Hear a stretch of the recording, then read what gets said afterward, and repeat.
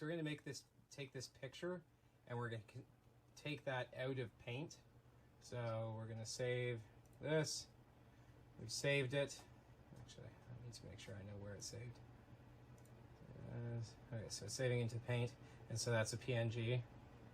And then, yep. So we've saved that. Now what we need to do is we need to take it out of Paint. We've saved it. We're going to import it into Inkscape. And so Inkscape, I'm going to delete that. So you have File, Open. So Inkscape is going to take that PNG and we're going to turn it into a vector format. So we click OK, everything, we're just going with the defaults. It all works pretty well. So that's going to open it up nice. Oh, I think that's the wrong file. Sorry. It opens it up in Inkscape. There's the thing that we just had in Paint. So now we have to convert that from the picture to the vector. So we right click and we click Trace Bitmap. So that's tracing the edges of this. If it's really pixelated, it might not work out super well, but if you have a good quality picture, it'll work well. So click Trace Bitmap. That brings up this tool here. There's a bunch of stuff you can play around with. I found that the defaults work perfectly fine. So then you want to apply it. So we click Apply at the bottom. And so that's done. So what's happened is you now have, kind of like Photoshop, you have two layers. You have the picture and then the new trace on top. So we're going to go over to our layer menu. So that's up at the top here. And you'll see you have your paths, which is like, that's the vector, and then the image is underneath it. So that we can see what's going on, we want to delete the image. So I'm selecting it and then pushing delete on the keyboard. There we go. So it looks totally the same. This is a good time to check the picture. It looks the same. Everything looked like it traced properly. This looks the same as what we had in Paint. So we're good to go. So now we're going to export it. So we're going to go File, Export. And this is going to save it in the same folder. We can double check where we're exporting. And we're exporting it as that. So we're going to say vector. And then we save it, and we want to save it not as an Inkscape SVG, but as a plain SVG. So it'll make it easier for the next step to import it. So we save that. That's good. We're done with Inkscape. So we've gone picture to vector. Now we need to go vector to a CAD file that our Fusion 360 can open. And the best tool for that is actually web-based. So I'm going to open that up now. And that's called Tinkercad. So we go to Tinkercad. It's also an Autodesk product, but it's kind of like a really, really dumbed down version of Autodesk. But that's nice because it just kind of works. So we open up Tinkercad and we start. So we want to go create. So we click that and we want to create a 3D design. So we start that, and it opens up something that looks a little bit like, Inventor or Fusion 360. So then we click Import because we want to import that vector format into Tinkercad. So it asks you to choose the file. We click that. We're going to go here, and this is the file that we made. It's basic road sign, and then we added vector to it. So we're clicking that. We're opening it up. This is where we scale it. So this is really important. This is how we make sure that it's the size that you want, and so it doesn't say it, but this is in millimeters. So we know that 609 millimeters is like 24 inches. So we're just going to try and play around with this.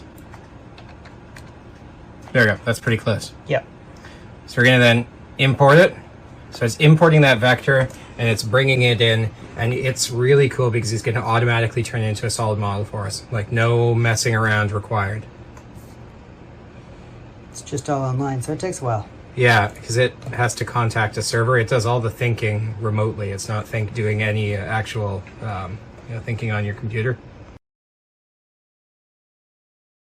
Go ahead. And so the more complicated your vector is, so like these trees are pretty complicated, the longer it's going to take for it to do this importing. So don't worry if it spins its wheels for a little while. The other thing I ran into once is the vector was just too complicated, and it actually crashed Tinkercad, so it couldn't import it. So you had to go back in and sort of simplify the vector a little bit, and you can do that when you do that. That's those settings in Inkscape that I said the defaults work pretty well. You can make it a little simpler when it goes in. So this is there. This is now, you can see it's 3-dimensional. Everything's imported. So now we need to get it out of Tinkercad so we can pull it into Fusion 360, and that's where we're going to actually create those tool paths for our CNC plasma cutter. So now, instead of clicking import, we click export because we want to take it out of Tinkercad. So click export. This is supposed to work. I haven't had a lot of luck with it. So the best thing for me, you just export it as a dumb solid. We're going to export it as an object file. So we click that. It prepares the model for export down at the bottom. And as soon as it prepares as it's done, you see it downloads at the top. It gives it this weird name. It's some auto-generated thing, so don't be afraid if it shows up and looks kind of weird. So we're going to open the folder to view it. I'm going to bring it over there. I'm going to extract that. Extract it to the exact same place. It opens it up. I'm going to copy this and I'll bring it back over to where all of my other files are.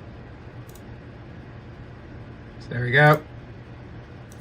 So now we have an object file, and I'm going to rename this the same as your sign. So basic road sign to object. So now that's saved. Now we go into Fusion 360.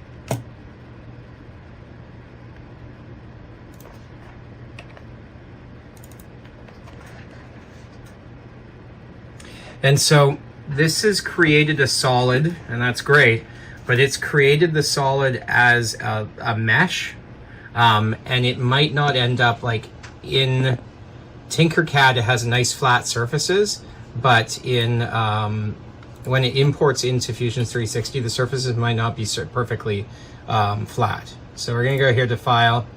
We're going to open the file. We're going to open it from my computer. And now we go to our pictures where we saved it and grab the basic road sign file that we just created from Tinkercad.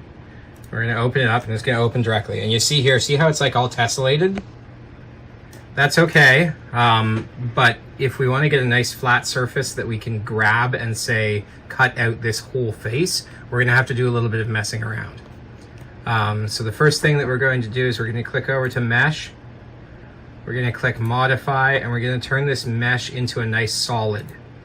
So we click here, we select that mesh, just go with the basic faceted system that it chooses, click OK. Same thing here. Fusion 360 does some of its processing offline. Oop, there we go. It's going to think, and now we have a solid file instead of like a whole bunch of like an empty shell. But it still has all of these little lines all over the surface, and it doesn't make it very easy to work with. So what we're going to do is we're going to go over to solid modeling. We're going to create a plane. Grab one corner, the other corner, our third corner. We've created a plane. I'm going to start a sketch on that plane that we just made. I'm going to draw a rectangle. And it just has to be bigger than the whole part. Because what we're just going to do is, it's kind of like machining. We're just going to face this. So I'm going to use this rectangle to just cut the top off of this part and create a nice smooth surface. So I finished my sketch. My rectangle's there. I'm going to extrude. I'm going to do an extrude cut because we just want to trim just a little bit off. And we're going to do like 0.1 millimeters.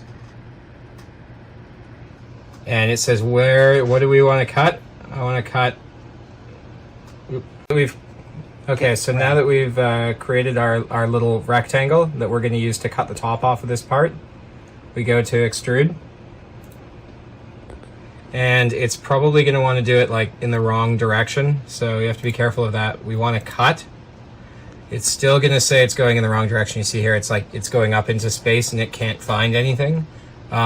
So we just have to put in a negative here. So we're going to go negative 0.1 millimeters. Okay, so once we've clicked OK, it'll finish the extrusion. You see, instead of here on the back side, it's all little triangles. Now the top face, it's nice and clean. So that's all one smooth surface that's the profile that you want. And that's what you need in order to go to the next step where we use the CAM software, like the machining or CNC plasma cutting part of Fusion 360, and we move over into creating the G code. So now that we've done that, flip over to manufacture, and we're going to start to do our cutting operations.